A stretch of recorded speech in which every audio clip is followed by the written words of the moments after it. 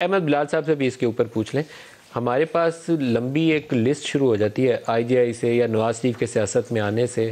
پھر آئی جے آئی کا قیام کس طریقے سے ہوا, کیسے ان لوگوں کو اکٹھا کیا گیا. پھر 2011 عمران خان کا لاہور کا جلسے سے لے کر 2018 کے الیکشن تک آپ کو ہر ایک واقعے کے اندر اسٹیبلشمنٹ کا رول نظر آتا ہے. تو اب شیخ رشید نے تو آج دوبارہ کہہ دیا ایک نئی پارٹی کا قیام. تو کیا ابھی بھی ایکٹیولی سیاسی جماعت بنانے اور بگاڑنے کا کام اسٹیبلشمنٹ کے ہاتھ میں ہی؟ ملک صاحب, میرا خیال یہ ہے کہ 29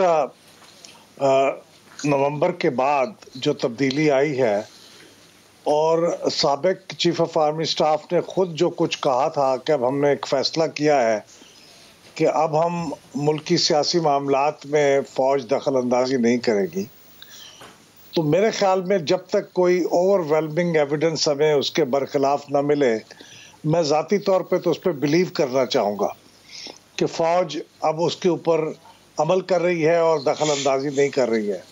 ہمارے پاس اور کوئی چوائس نہیں ہے. ہاں, کل کوئی ایسی چیز سامنے آ جائے تو پھر ہم اس کے اوپر تنقید بھی کر سکتے ہیں اور بات کر سکتے ہیں. فی الحال تو شیخ رشید صاحب کی کم از کم بات پہ اعتبار کر کے فوج پہ شک نہیں کروں گا, کیونکہ شیخ رشید صاحب کی جو غیر ذمہ دارانہ سٹیٹمنٹس ہیں وہ تو ایک طویل ان کا سلسلہ ہے, ان کے اوپر اعتماد نہیں. لیکن سر عمران خان بھی اس سے مختلف بات عمران خان بھی نہیں کر رہے. عمران خان بھی یہی کہتے ہیں کہ وہ باپ پارٹی کے لوگوں کو اور جی ڈی اے کے لوگوں کو پیپلز پارٹی میں شمولیت کی کوششیں کی جا رہی ہیں, براہ راست انڈیکیٹ کرتے ہیں وہ کہ کون کر رہا ہے.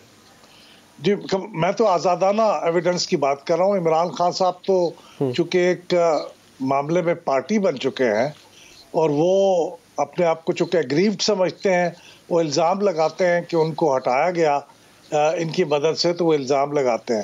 ہم تو اپنی آنکھیں اور کان کھلے ہوئے رکھے ہوئے ہیں اور دیکھ رہے ہیں صورتحال کیا ہے. اگر کوئی واقعی ایسی چیز ہوتی ہے تو وہ نظر آ جائے گی. اور بالکل صحیح کہا کہ ابھی تو 3 مہینے بھی نہیں ہوئے, یا اس میں تھوڑا سا وقت بھی دینا چاہیے. چیزیں خود بخود اپنے آپ کو پریزنٹ کر دیں گی کہ کیا ہے. لیکن اس اثناء میں میں اپنی فوج کی انٹیگریٹی کو اور اس کی جو پروفیشنل حیثیت ہے اس کو پروٹیکٹ کرنا میں سمجھتا ہوں ہم سب کی بڑی ہائی پریارٹی ہونی چاہیے.